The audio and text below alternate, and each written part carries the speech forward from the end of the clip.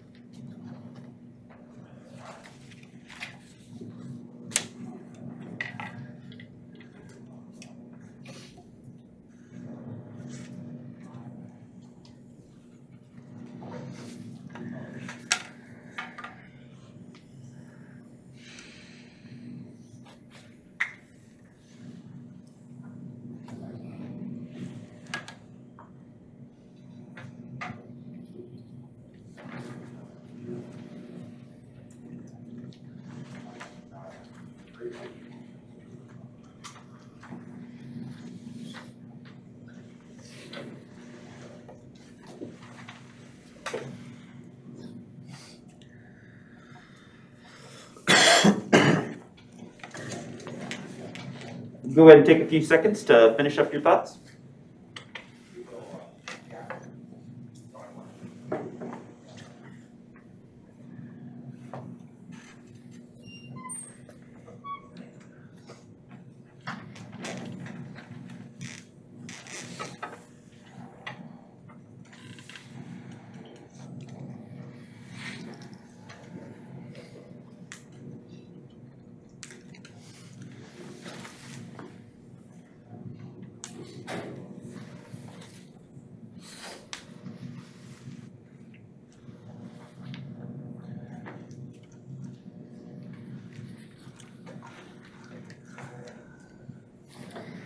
And pass your quizzes forward, please. Pass your quizzes forward, please.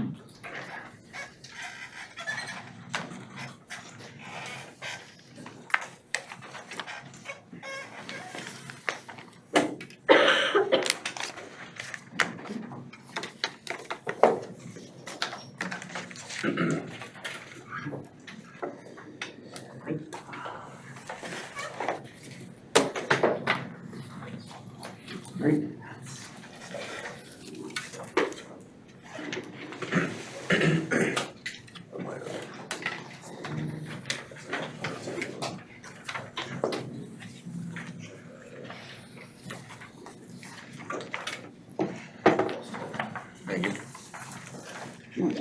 You know, Missouri has a guy that plays for the Ravens.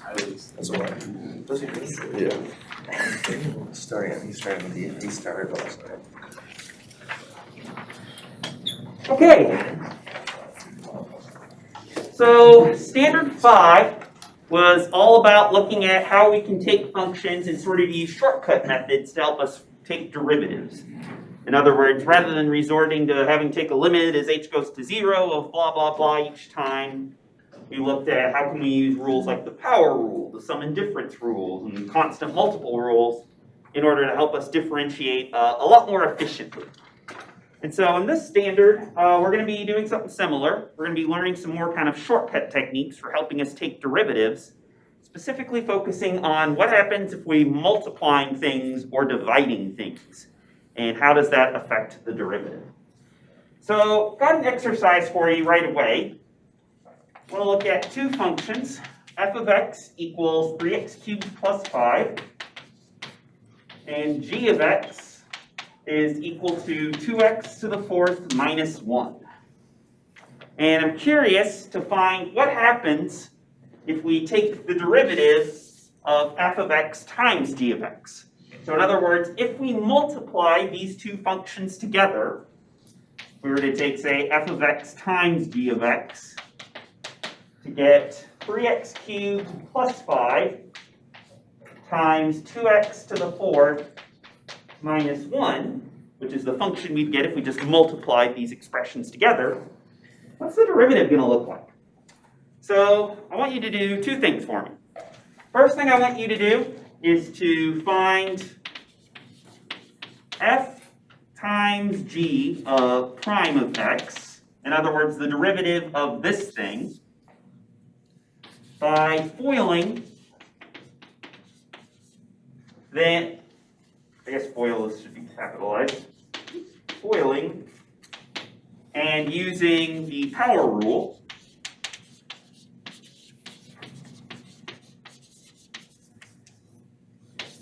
In other words, multiply this expression out, FOIL this expression out, and then use the power rule to help you differentiate. And second thing I want you to do is to find what happens if we take f prime of x times g prime of x. If we were to, in other words, differentiate each piece separately and then multiply the derivatives together. And go ahead and take a minute and do those two things, and I'm curious to see what you find when you do that. As always, you're welcome to talk to your neighbors, work with the people sitting around you, and ask me questions, etc., etc.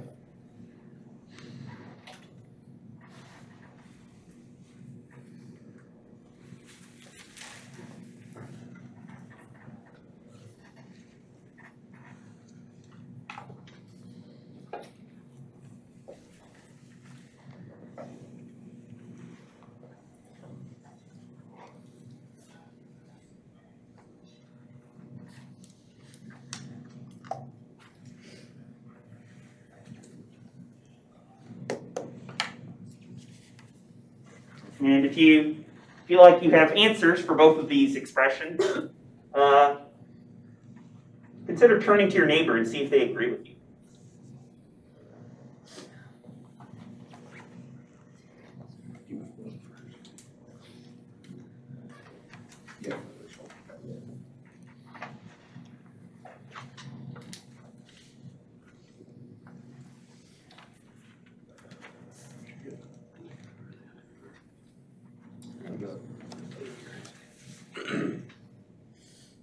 this one.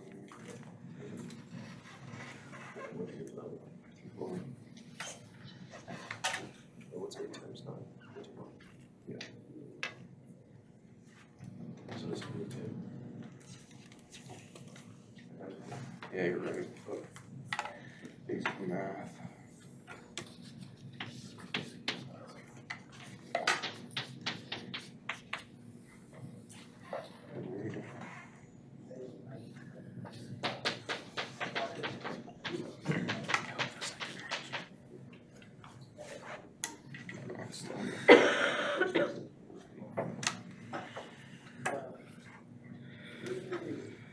If you and your neighbor agree on an answer, ask them what they did over the weekend. I watched football for 9 hours yesterday. Oh my goodness. It's quite the week, quite the day. I went to bed, Different answers, right? what? Yeah, it's very different answers. So you woke up at 8 and watched football the entire day? I did homework while I watched football. How far away was the game? Yeah, that's what I got. It was a 9-hour drive. 9 hours. That's like farther than the other one that was up north. No, this one was just boring too. Just cornfields. Oh my gosh, I did so much driving through cornfields over the year. Where'd you go? I went to Peru. Peru, Indiana. How far away is that? A little over 2 hours from here. And cousin was having a wedding reception there. Oh, sweet, yeah. A lot of corn over there. Yes, they do. It was actually held on a corn farm, so. Oh, really? Yep. Was it Saturday night by any chance? Yes, it Was was. it right off the highway? No. Oh, because there's one right off the highway when we were driving by. Oh, yeah. No, this was very much in the middle of nowhere, not near any interstates or anything. But, 45-minute drive off of I-69.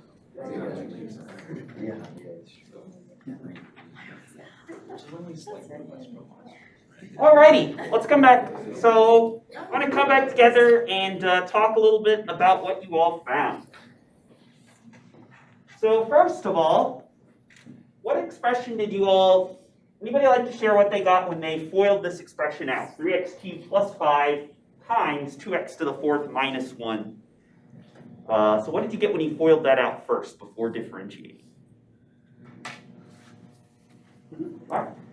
6x to the 7 plus 10x to the 4th minus 3x cubed plus 5.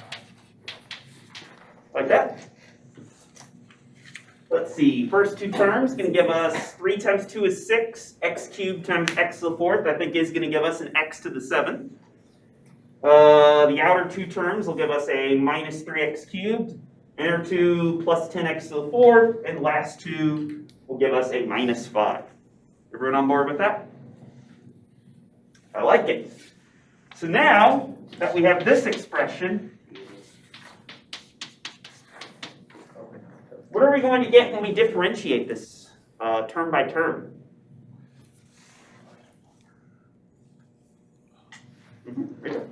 42x to the 6th plus 40x cubed minus 9x squared. And then what happens to the minus 5? It becomes a 0. It becomes a 0, so we don't really need to bother including. So this is an expression. We talked about how can we differentiate in standard 5 using the power rule, where we bring down our exponents and then as multiples in front and then subtract 1 from them. So 6x to the 7th becomes 6 times 7x to the 6th, which is 42x to the 6th. And then ditto for the next couple terms. Then the minus 5 is a constant, which when we differentiate just gives us 0. So I think our final answer for the derivative of this product is going to come out to 42x to the 6th plus 40x cubed minus 9x squared. Any questions or comments about what we did there? Okay, let's go to the other question I asked you, which is, let's find f prime of x times g prime of x. So if our f of x is 3x cubed plus 5, what are we going to get if we differentiate that? Just take f prime of x by itself. Get it? 9x squared. Let's see, the 3x cubed becomes a 9x squared, and the plus 5 is a constant. It goes away. So I like it. We're going to get a 9x squared for our f prime of x. How about g prime of x when we differentiate 2x to the 4th minus 1? Well, 8x cubed. let's see, the 4 comes down, becomes 2 times 4x cubed, which will give us an 8x cubed. And then the minus 1, again, just becomes a 0 when we differentiate. And so finally, let's get someone from this half of the room. What do we get if we multiply these two derivatives together? If we take 9x squared times 8x cubed. 72x to the 5th. 9 times 8 is 72. X squared times x cubed is going to give us 5 factors of x, so x to the 5th. And we end up with 72x to the 5th. You'll notice about these two answers. Very different. Right? They're very different. They are very different from each other. This one has 3 different terms involving some x to the 6th, x cubes, and x squareds. Whereas this expression over here only has a single term that just has an x to the 5th in it. And so the moral of the story is, and the reason why I wanted you to go through and calculate both of these things separately, the derivative of f times g is not, in general, going to be equal to f prime times g prime. I'm going to put an exclamation point in here. Emphasize this. So remember how we said in Standard 5 that if you have two expressions and you're adding them together and you want to take the derivative, you can just take the derivative of each piece and add those derivatives, and ditto with subtraction? Turns out the same is not going to be true when it comes to multiplying functions. If we want to multiply two functions like this and find what's the derivative of the product, we can't just differentiate each piece separately and then multiply the derivatives together. So derivatives don't behave nicely with respect to products.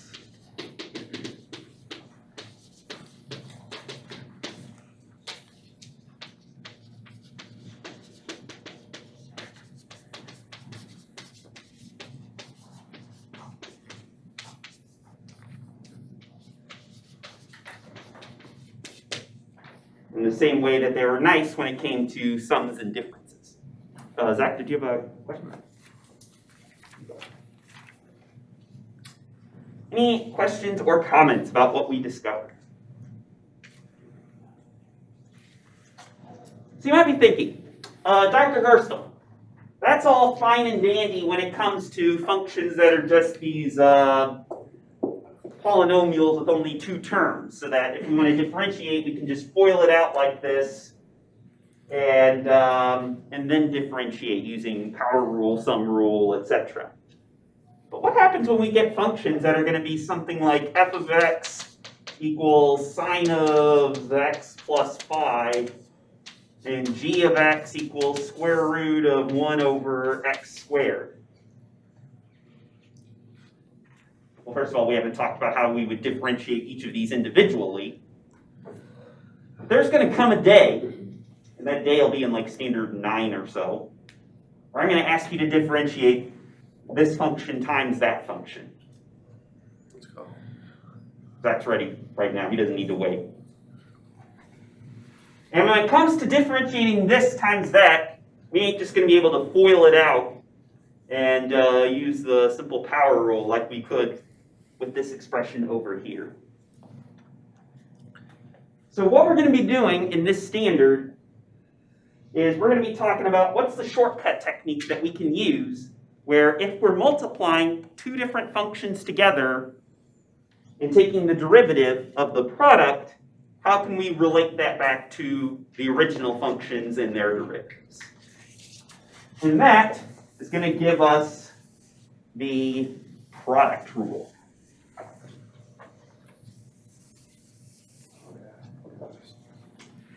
So product rule is going to give us a nice formula for how we can differentiate f of x times g of x. And what it says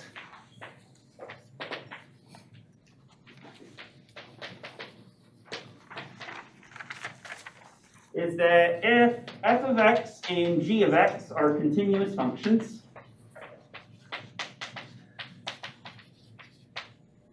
then f of x times g of x is going to have a derivative, not f prime of x times g prime of x, but what we're going to get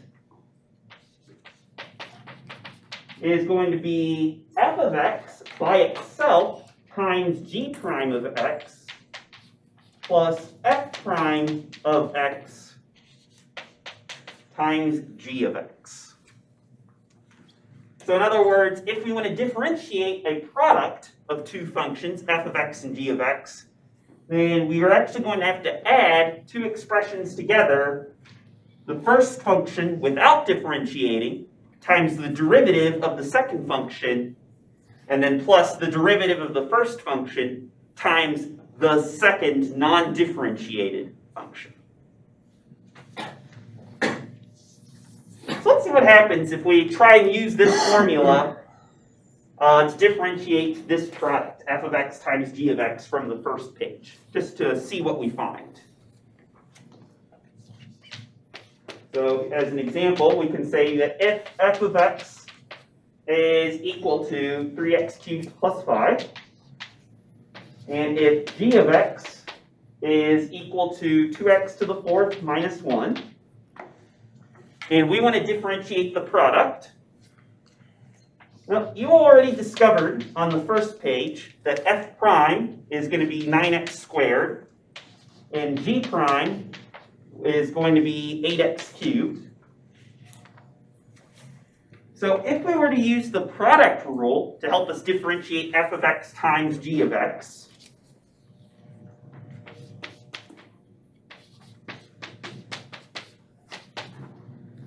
according to the product rule, we're going to take our original f times g prime of x plus f prime of x times g of x. So what are we going to get if we take f times g prime in this case?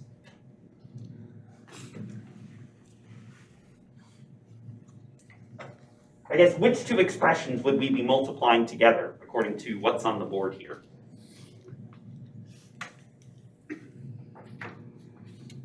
Cecilia?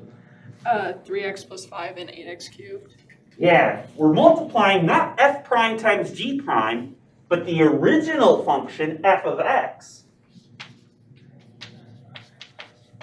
times our g prime, which is 8x cubed. And then we have to add to that our f prime of x times g of x, which, let's see, all right, who am I going to pick on today? Paul. What are we going to get? Which two expressions are we going to get? Are we going to be multiplying if we take f prime times g?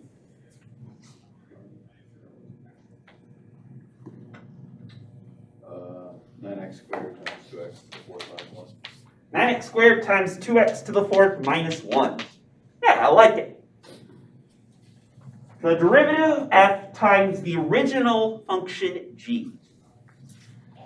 And now, if we multiply all of this out, let's see, we'll need to distribute the 8x cubed to both of these terms, and the 9x squared to both of these terms. So in the first case, we'll get 3x cubed times 8x cubed is going to give us a 24x to the 6th. 5 times 8x cubed is going to give us a 40x cubed. plus 9x squared times 2x to the 4th is going to give us an 18x to the 6th. And then 9x squared times negative 1 will give us a minus 9x squared.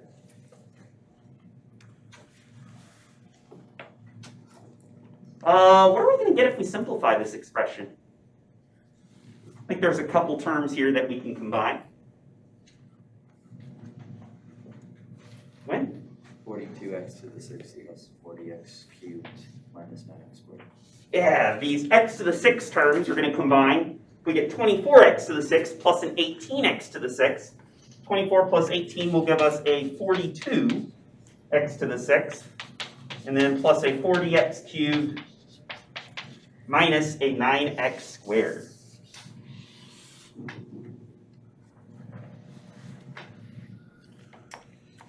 Anybody notice anything interesting about this answer?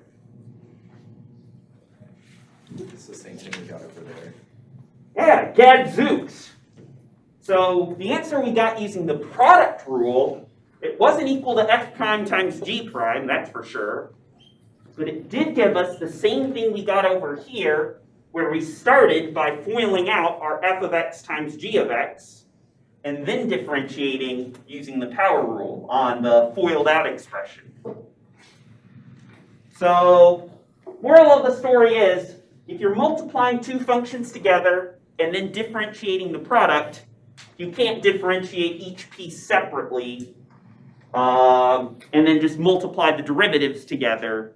That ain't gonna cut it. Instead, in general, if you can, you could FOIL it out and multiply these expressions and then differentiate what you get after you FOIL. Or if you want to use a more general formula for how to differentiate the product of two separate expressions, f of x times g prime of x plus f prime of x times g of x.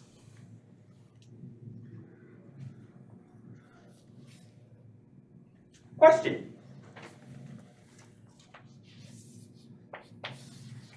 Does the order in which we add these two expressions matter?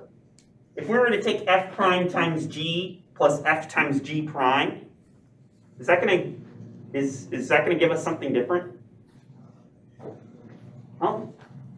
No, Why not? because it doesn't matter. Because when you add two things, the order in which you add doesn't matter? Yes. Yeah. If I were to take 2 plus 8, that's always going to give me the same thing as 8 plus 2. And similarly, when you use the product rule, if you were to, it doesn't matter which of these two expressions comes first. You can add them together in either order. As long as you remember, you're taking the derivative of one times the non-differentiated version of the other. If you mix this up and got f times g plus f prime times g prime, for instance, that would not work. That would be giving you a different answer. But f times g prime plus f prime times g, you could also write it as f prime times g plus f times g prime, and those should come out to the same answer, since when you add expressions, the order in which you add doesn't actually matter. Any questions, comments, or concerns about how to use the product rule?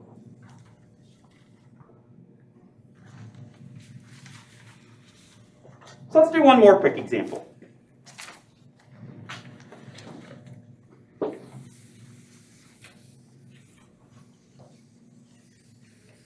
Make sure everyone is on the same page. Let's say we had two functions where our g of t is going to be equal to square root of t times t cubed minus 5t plus 8. And our goal is going to be to find g prime of t.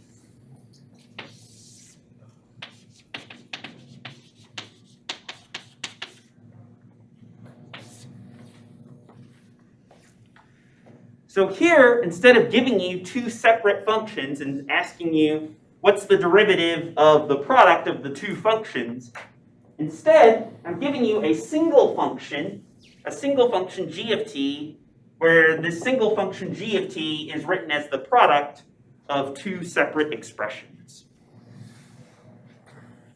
A square root of t term and a t cubed minus 5t plus 8 term.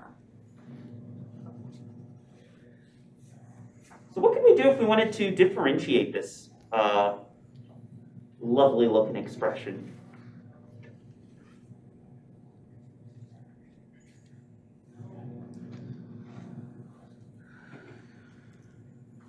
Alright.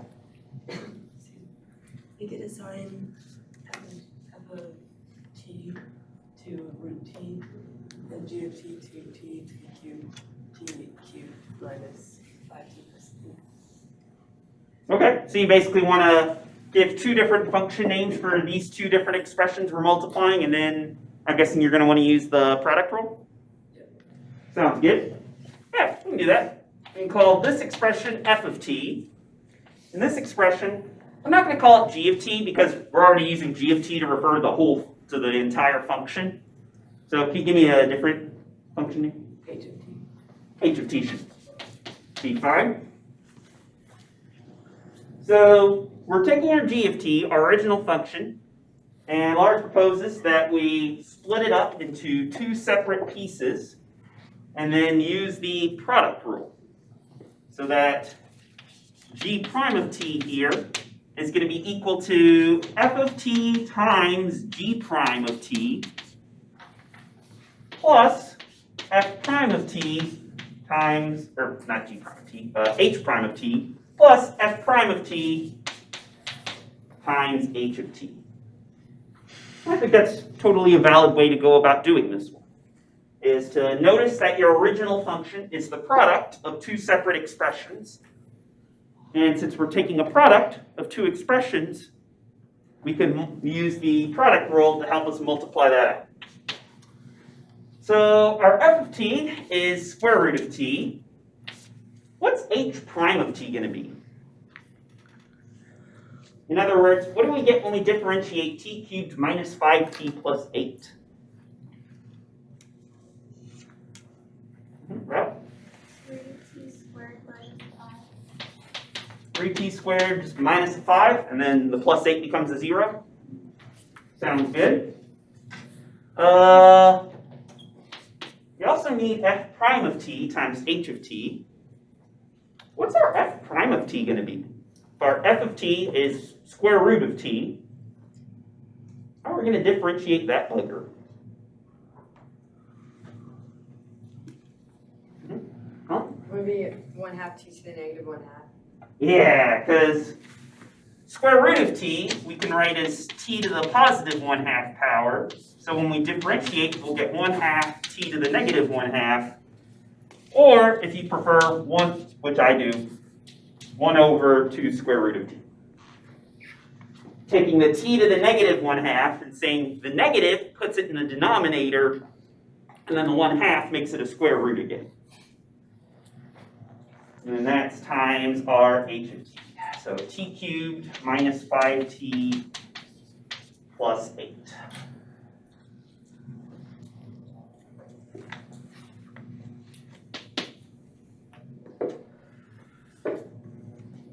So if we multiply this out, let's see. This square root of t is really the same as t to the 1/2. So if we multiply, we can get 3t squared times t to the 1/2, which I think will give us 3t to the 5/2, and then minus a 5t to the 1/2.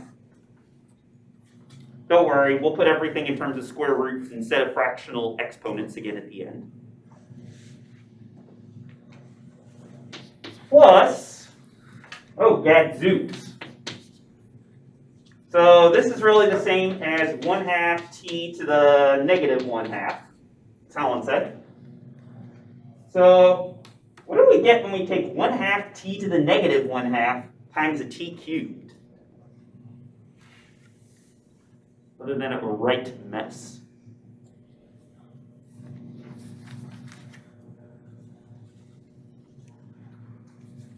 Would it be just 3 minus 1/2, or t to the 3 minus 1/2? Ah, I like it. What is 3 minus a half? 2 1/2. So we get 1/2 t to the 2.5, which is the same as 1/2 t to the 5/2. Minus 5t times 1/2 root t. I think that'll give us a minus 5/2 t to the 1 minus 1/2, which will just be 1/2. And then plus, what, 4 t to the negative 1/2? If we take 1/2 t to the negative 1/2 times 8.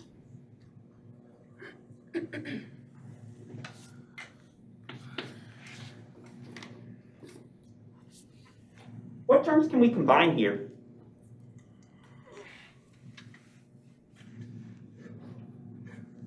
I think we can simplify a little bit.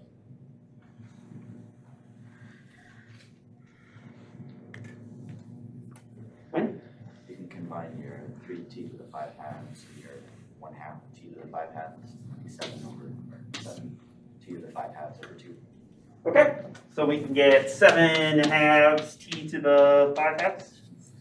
Yeah, because these are the same power of t to the 5/2, so we can just combine them by adding their exponents to get 3 plus 1/2 is 3.5, or 7/2. Any other terms can we combine here?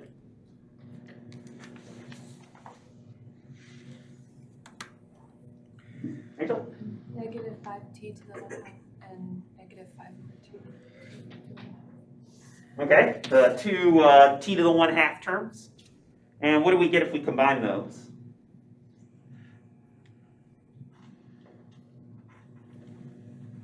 I'll give you a hint. It would be negative 15 over 2 t to the 1/2. Yeah, it's going to give us a minus 15/2 t to the 1/2. And then we'll still have this plus 4 t to the negative 1/2 term that doesn't really combine with anything since it's the only power of t to the negative 1/2. So that if we want to write out our final answer, I think we can do it as 7/2 times what? Square root of t to the 5th minus 15/2 square root of t, and then just a plus 4 over radical t.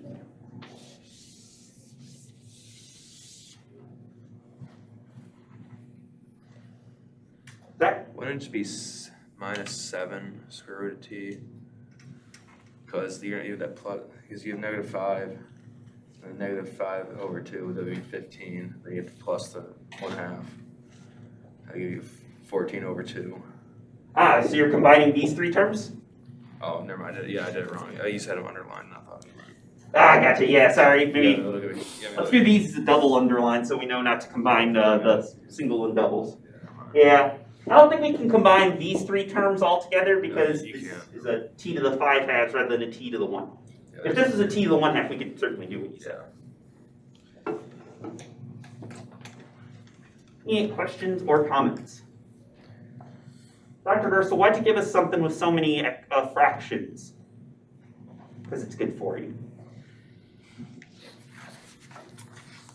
Real world is not always counting numbers, integers, nice stuff. Question. Laura, you had proposed that we use the product rule to help us differentiate this original function. Was there another way that we could have differentiated this without having to use the product rule?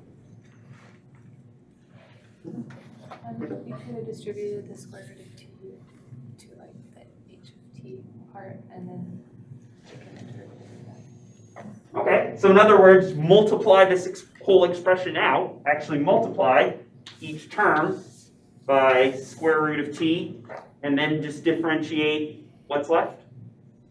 Let's try that out, just for funsies, so we can get the same answer.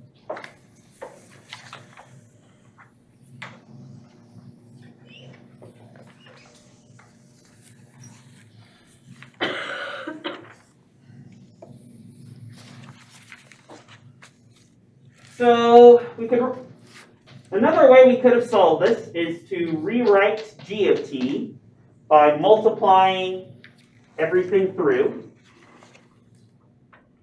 So what would we get if we took t cubed times square root of t? Where here we could rewrite this as t to the 1/2 in order to help us with our multiplication.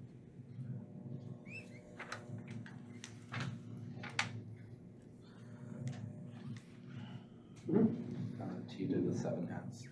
Yeah, t cubed is the same as t to the 6/2, and t to the 6/2 times t to the 1/2 is going to give us t to the 7/2, or t to the 3.5. How about when we take t to the 1/2 times negative 5t?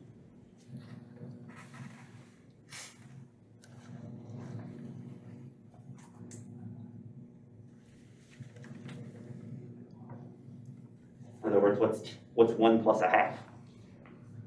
Would it be negative 5t to the 3/2? Yeah, t to the first times t to the 1/2 is going to give us t to the 1.5, or t to the 3/2. So this becomes a minus 5t to the 3/2. And then this is just going to be 8t to the 1/2. So now, if we differentiate this expression, let's see. We differentiate t to the 7/2, we're going to get 7/2 t to the 5/2.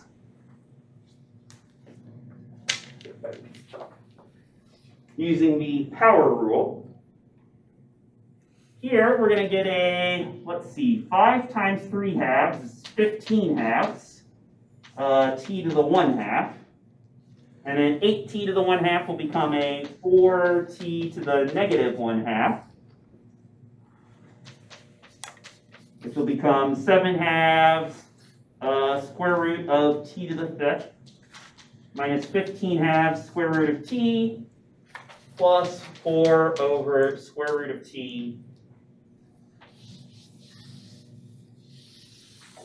Gadzooks. We got the same answer. Neato mosquito.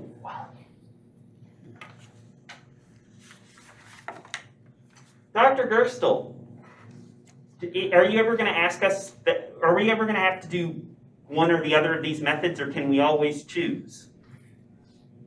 I might make you choose. I might explicitly say on a quiz, use the product rule to help you differentiate, or I might give you the option. Or if I'm feeling particularly sadistic, I might say do it both ways and see if you get the same answer.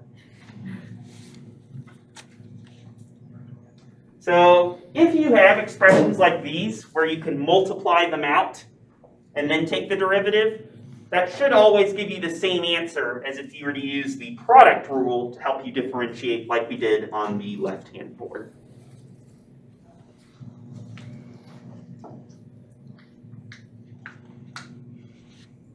Are there questions or comments about what we did? Dr. Gersel, I thought you promised us a song in this class. So I did. It's time for some music. So just like we had a theorem telling us how do we take the derivative of the product of two functions, we're similarly going to have another theorem that's going to tell us how can we differentiate the quotient of two functions. Meaning if we take one function divided by another function, what does that come out to? So let's take a look at what happens when we do that.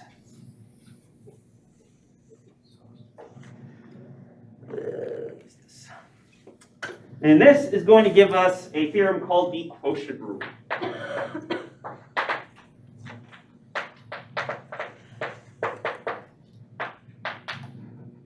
Which says if f of x and g of x are continuous, then f of x divided by g of x is going to have a derivative of f over g prime of x equals g of x times f prime of x minus f of x times g prime of x all over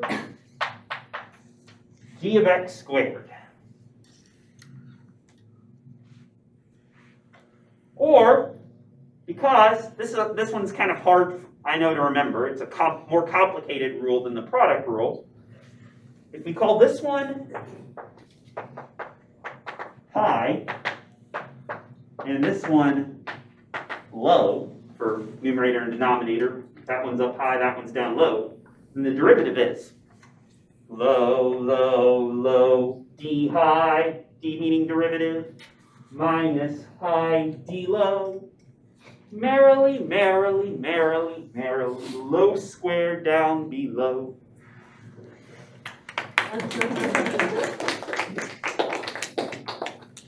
Low, low, low, you got minus high, d low, merrily, merrily, merrily, merrily, low squared down below. I still to this day use this to remember the quotient rule. I don't have this formula memorized. I have my song memorized. Use whatever helps you with learning this. So, just like so one thing I want to point out is this is not the same as just taking f prime of x divided by g prime of x. That's kind of the intuitive way of how you might want to take derivative of one thing divided by another thing. But just like with products, derivatives don't behave nicely with respect to division. So, gotta use this more complicated looking expression in general. Let's do an example.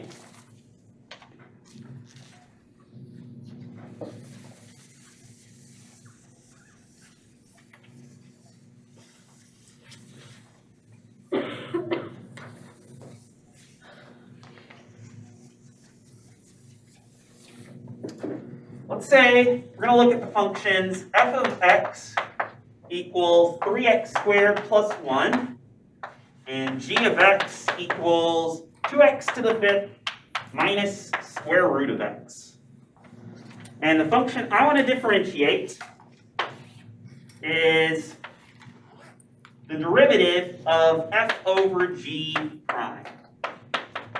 So in other words, what happens if we take 3x squared plus 1 divided by 2x to the 5th minus square root of x? What are we going to get if we differentiate that expression with respect to x? Well, according to the quotient rule, we're going to need to take low, low, low, d high. What is d high in this case? 6x, I like it. Minus high, d low. I need to know what the derivative of the denominator is now. Please someone give me an answer so I don't have to keep singing. With 10x to the 4th minus 1 over 2x to the 1/2. Or then, this is a bad piece of chocolate. Let's try something else. Next, what was the second one? minus 1/2 x to the negative 1/2. Cool. I'm gonna write it like that. Merrily, merrily, merrily, merrily.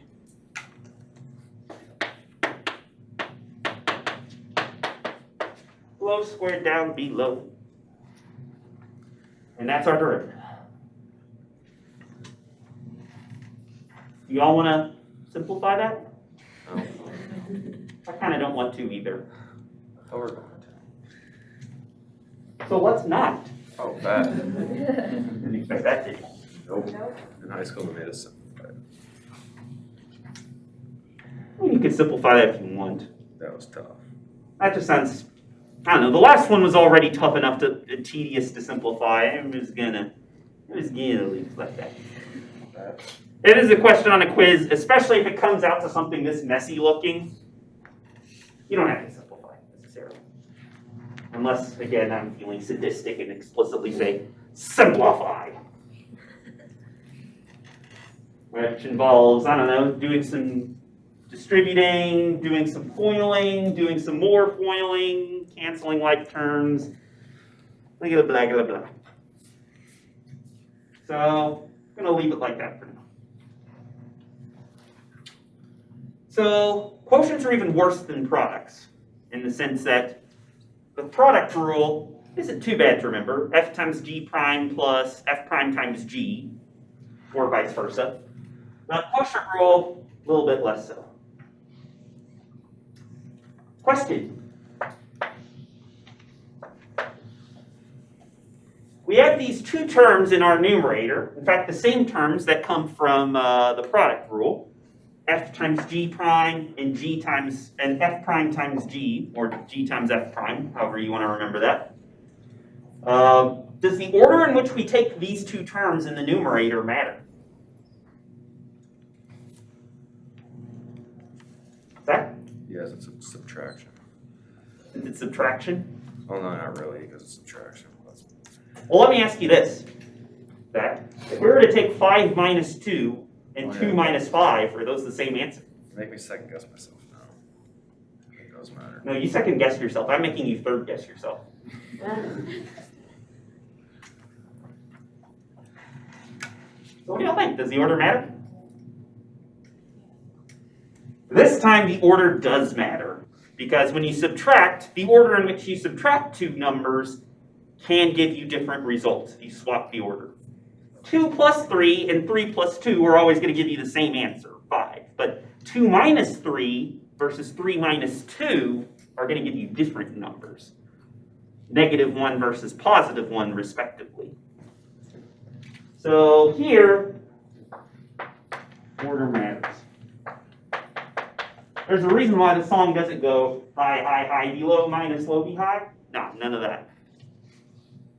You got to take the F prime times G term and subtract off the F times G prime term.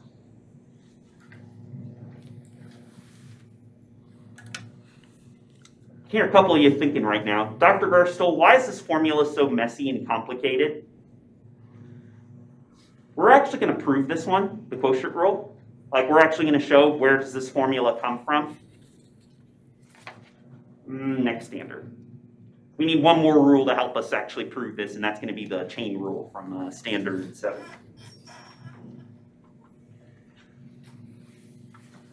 Any questions or comments about how we can apply this? All right. Let's do a little bit more of a less scary looking one.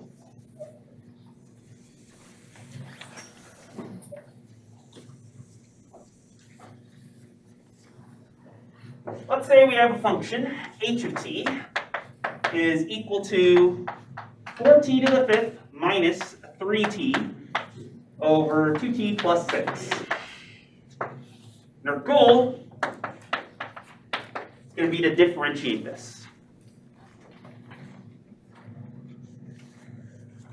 So this time I'm not going to explicitly write out it's f divided by g, like we did in the last example. Instead, we're just going to have a single function, h of t, that happens to be this fractional expression, where you have some stuff divided by some other stuff. How are we going to start differentiating this?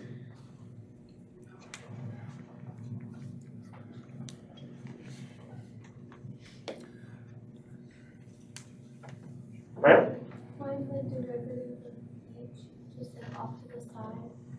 Okay, so you want to kind of find the derivative of the top and the derivative of the bottom? Okay. All right, Riley, what's the derivative of the numerator? Is it just 20t to the 4 minus 3? Sounds good. And the denominator? Just 2. That one's nice. Okay, so now we know the derivative of the top and the derivative of the bottom. What do you think, Riley? Should we just take this top expression divided by top derivative divided by bottom derivative? So we can plug all of this into our quotient rule. So 2t plus 6 minus 20t to the 4th minus 3 minus 4t to the 5th minus 3t minus 2.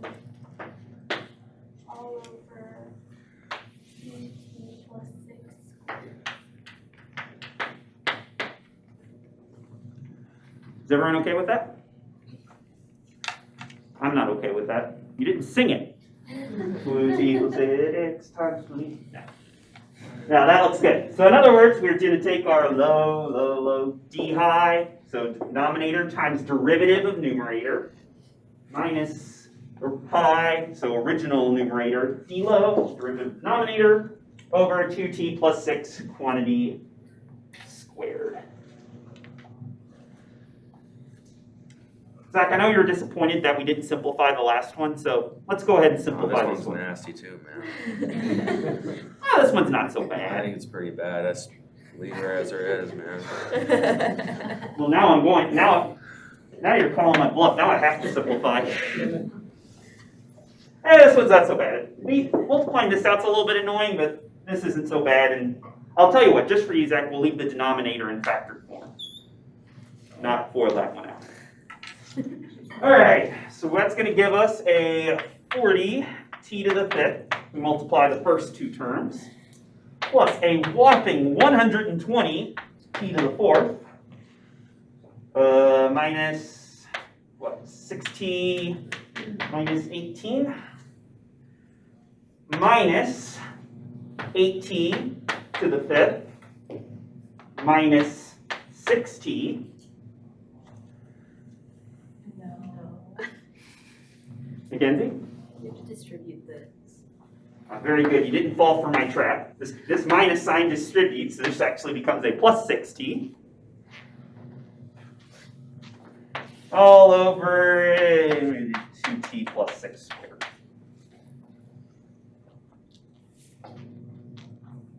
Oh man, starting to regret this. All right, we have a 40t to the 5th and a minus 8t to the 5th. So I think that's going to give us a 32t to the 5th, plus 120 t to the 4th. Oh, yeah, that's nice. Swoosh, swoosh. Minus 18 over 2t plus 6 quantity squared. I think I'm going to leave it at that.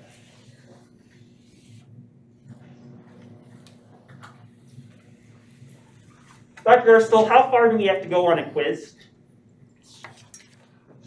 If I don't say simplify, then I'm happy with this as an answer, honestly. All right, when we come back tomorrow, we're going to be used car salesmen and talk about how can we use product and or quotient rules to help us sell cars. And following that, in the second half of class tomorrow, we will start Standard 7. So definitely expect a Standard 6 quiz on Friday. Good. I guess there's cars. Y'all have a good rest of your day. I will see y'all on Wednesday.